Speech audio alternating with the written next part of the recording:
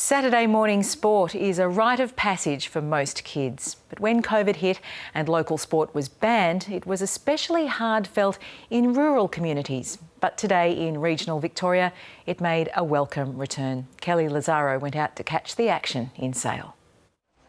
Junior regional pennant tennis players are finally getting back on the court, happily hitting back at Covid-19. We're a little rusty because we haven't been training very much at all. Just happy the serves were going in, so yeah. As soon as sporting teams were given the green light to resume under Step 3 of regional Victoria's reopening roadmap, administrators rushed to draw up this summer's schedule. Every single quarter's taken, couldn't ask for anything better. And even training last night, there was really high intensity that I haven't seen for a while.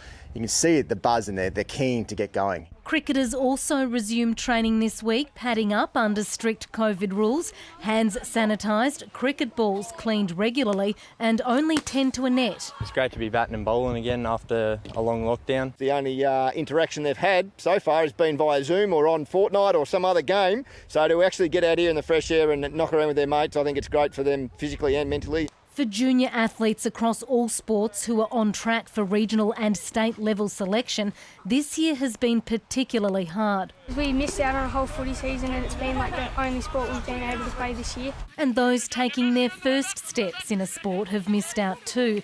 These little mini roos were thrilled to take to the pitch this week despite the inclement conditions. Don't worry about the rain, it's only wet. While it's too late to resurrect some winter competitions, netballers are back on court. These academy recruits trained in Bendigo this morning for the first time since May.